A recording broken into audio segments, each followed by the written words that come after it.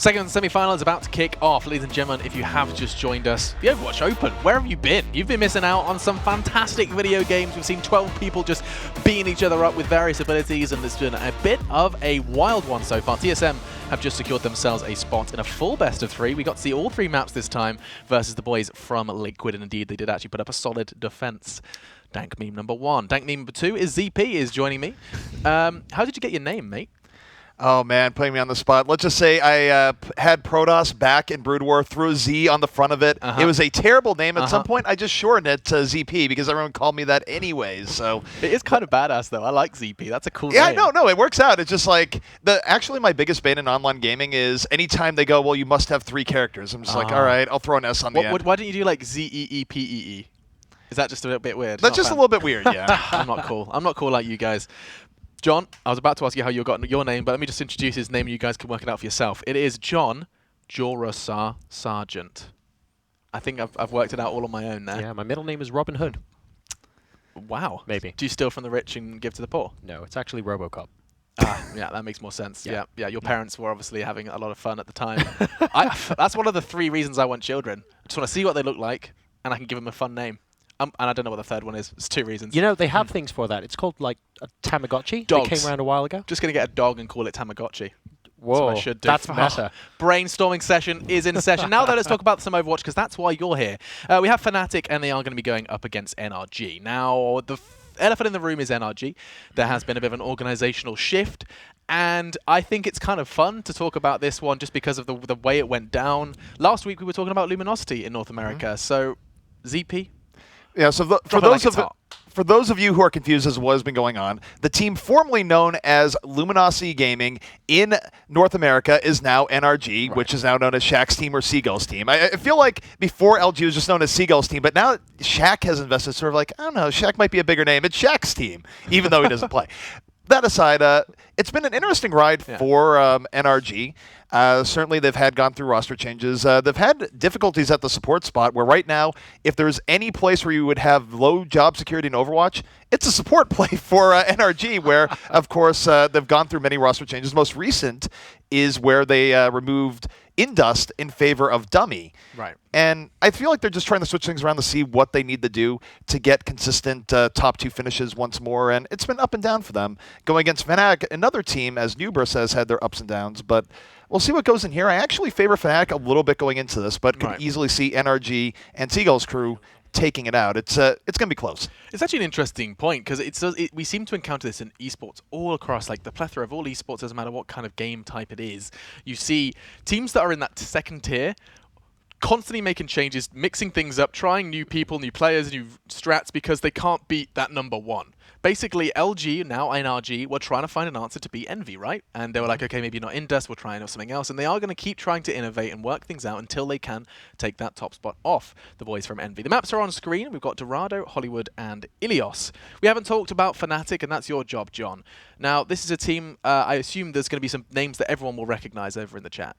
Yeah, exactly. FNATIC, of course, very, very long history with Overwatch as well, because originally FNATIC did own the Reunited team before they split out to become their own thing on Europe a very, very long time ago. So it was only very recently that we saw them come back into play here, forming basically around North America. So we've kind of had a couple of transatlantic switches of late. And no doubt it won't be the first, and it isn't going to be the last that we see, as well as organizations chop and change. But one thing is for sure, we're going to see more orgs come in and hopefully stay a little bit more for the long run. Yeah, that would be awesome. And orgs are just pouring in. There's no doubt about it. This is going to be a big one. I mean, the fact that we have NRG FNATIC just is testament to that. In terms of expectations for this one, what if you're unfamiliar? Where does the leniency lie? Where's the bias? Who are we leaning towards in this one, ZP? For me, I just think based on slightly more impressive recent results, I give a slight edge to FNATIC. But slight. The reality is that both teams have amazing players. Obviously, for FNATIC, we've seen breakout performances by players like CoolMatt, by IDD, QD on his McCree play, and all the rest. But then if you look at NRG, huge fan favorites in Seagull. Seagull really good with Genji, to say the least, in a meta that does see more Genji play. And X Factors would probably be Gods, and wondering how he's going to do, because Gods has had points where he is one of the most dominating McCrees in the game, And recently, he's been a little bit hit or miss. So I think for NRG, if they do take the series, it's going to be because Gods will come out and perform like the Gods of old rather than the Gods of the last 2 weeks. I feel like has had a little bit of trouble. Yeah. And I mean, while we're talking about cool Matt, John, I would like to raise the discussion of Diva. You were saying it before. In fact, I think you said MVP Diva at the end of our previous North American semi-final. This is something that cool Matt's kind of paved the way on. We've seen him pulling it out ever since that defense matrix change. Talk to me a bit about kind of Diva and its spot now within what we've seen on Gibraltar and various other maps. So we're just getting a situation now where Diva is a lot more versatile because previously you had a situation where you use defensive matrix. There is a set period of time in which you can comfortably defend against anything someone throws at you, and then you simply wait out the cooldown. By allowing it to be on a toggle, people can choose exactly when they're going to be using that, and also save up a lot of the charge. And what this means is, especially on Gibraltar, the very last point, I think it was Joshy that mentioned this, toggling it on and off at the spawn so that every single shotgun blast from Roadhog was eaten up by defensive matrix. Plays like that become possible now with Diva, and Cool Matt, as such a versatile player, is able to pick that up really well, because he used to be known as one of the best McCrees in the world all the way back in the beta, and he's now moved on and gone into more of a flex role here for FNATIC. IDDQD was like, yo, dude, just get over here. Like, he puts his cowboy hat on, and he's just like, that's my job now. Also another player that I've always been a fan of since, of course, a lot of his glory days with Rogue as well. He is an absolute tremendous influence, and we will be looking on him to try and produce some MVP DPS performances. Well, we'll find out how this does go down. Dorado will be our first map, and it is going to be a fiesta for one of these teams, as we are going to be ready to see who will join TSM in the grand finals, who will secure the playoff spot first. We have to get through this semi. Another best of 3 casted by ZP and Jurasar. All right, that was Machine leading us in. This is Dorado. And interestingly enough, going into Dorado, this has been a map that has been one of NRG's favorites for a long time. Certainly more and more teams have been adding Dorado into their repertoire, but this is a good starting map for NRG. I would expect big things from them here.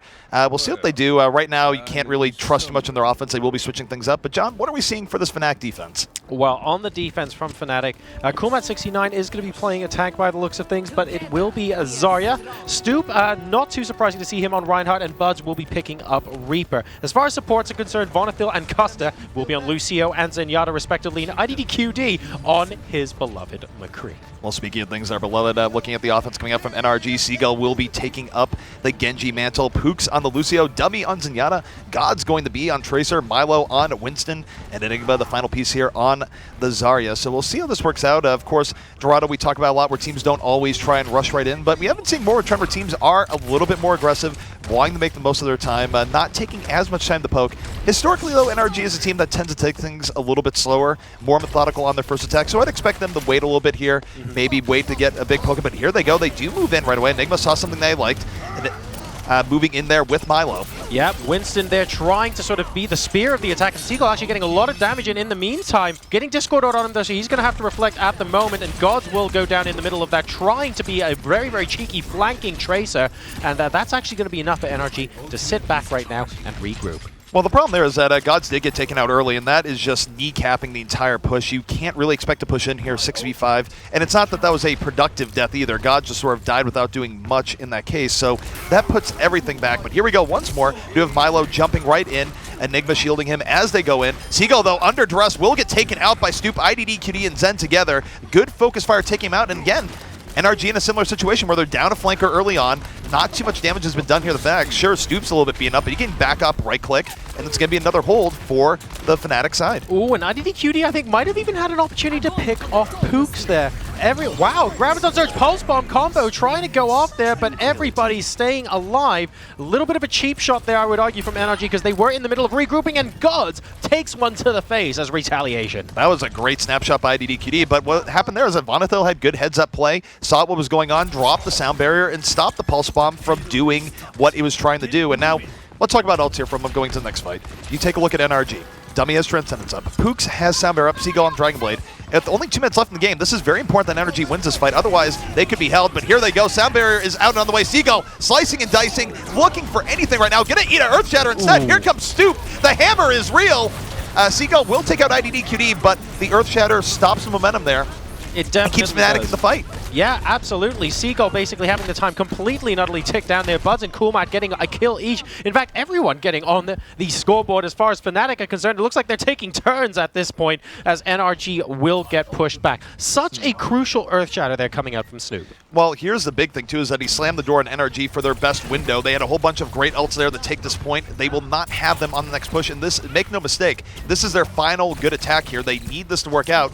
But unlike the last push, they don't have nearly the tools, so they're going to have to win this on standard grit and determination. Otherwise, they're looking at a first point hold here by FNATIC, so the stakes could not be higher on this push for NRG. We haven't seen a first point hold, I believe, today right now, so we're looking to try and see if this can happen here. Enigma going down, and we have Sound Barrier out for FNATIC now. They want to get a couple more kills here, and Gods will go down. Basically, the DPS now, where is Seagull? Somewhere in the back, but unfortunately not influential right now. 40 seconds left to go, and only one ultimate for NRG.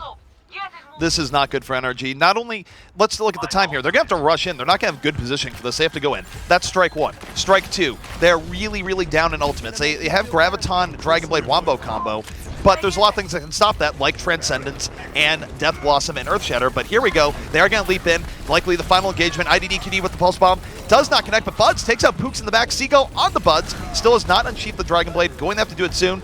2 kills here for NRG, so it's not the worst, but a big Earth Shatter by Snoop. Wow. Knocks down 2. They don't have the fall through, though. Here comes the Graviton.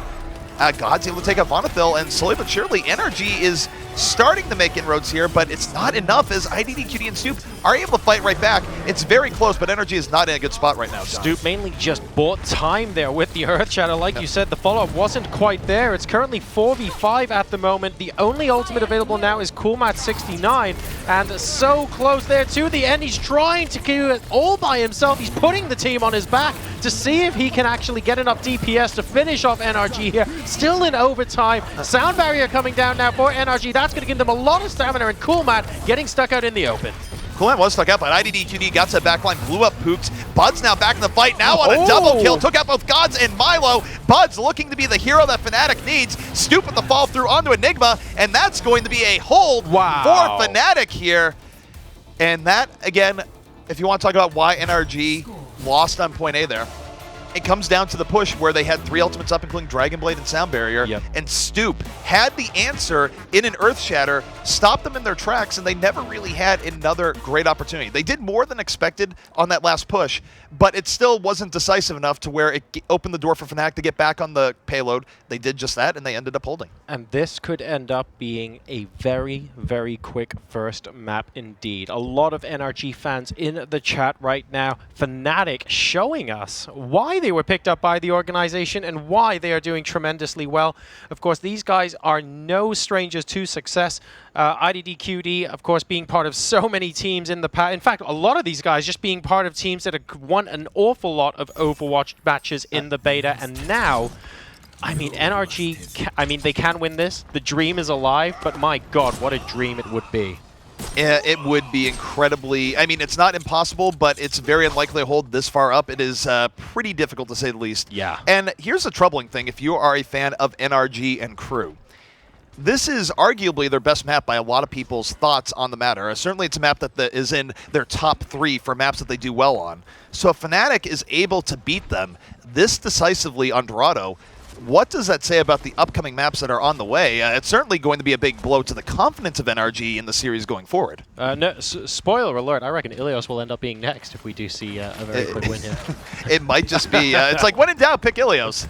That has been the trend of this weekend. But taking a look here at the defense coming out from FNATIC. It's going to be Coolmat on the Zarya, Vonithil on the Lucio, Buds on a defensive Genji, Custa on Zenyatta.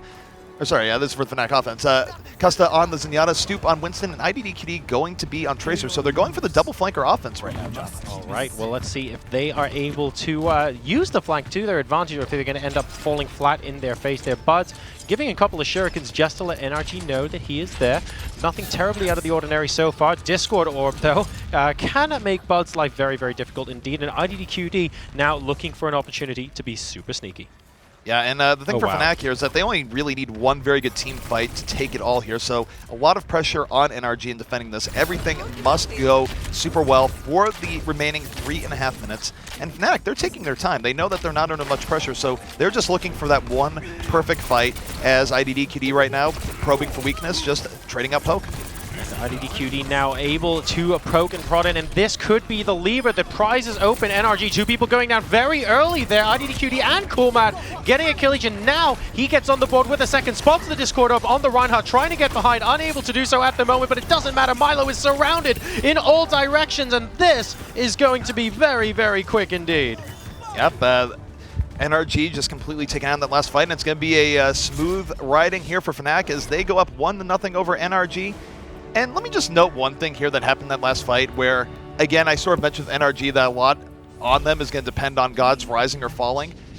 Effectively, Gods on McCree was taken out by IDDQD with longer range Tracer poke. It's a little bit more, there's a few more factors that go into it, but realistically, Gods had the ability to take out IDDQD cleanly there and was not able to land his shots.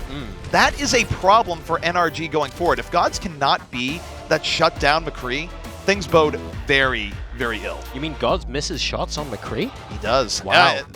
Much more frequently as of late than in times prior, and that's been a theme for NRG as of late. So Gods, I mean, he needs to dig deep and come out a bit stronger than he has right now because at the moment, he has not been getting it done. Let's talk about that for a second, because we did have a couple of changes to McCree in the latest patch. Do you think there was anything in particular that might actually contribute to a McCree player that was good before maybe being not so good now? Because at the end of the day, we do have a lot of great McCree players right now. I mean, there's more fall-off, but in the end, McCree is still better than he was before the buff even took place, and I don't know. I feel like you should be getting more performance there. I think that you look at McCree's have been doing well. We have McCree's that have had very big standout games. Even IDDQD on his McCree was doing solid work. So it's a problem that NRG needs to fix because you can't have your McCree dying the Tracer from mid-range in those situations. It's not going to bode well for your ability to actually win a series. All right. Well, NRG are going to have the opportunity to regroup and hopefully summon up the courage to try and take not only the next map, but hopefully the map after as well. We have seen teams come back from the first game down to take the series so far today, so this may not be an exception. We'll find out because the next map actually is going to be Hollywood, which we'll be jumping into after this break.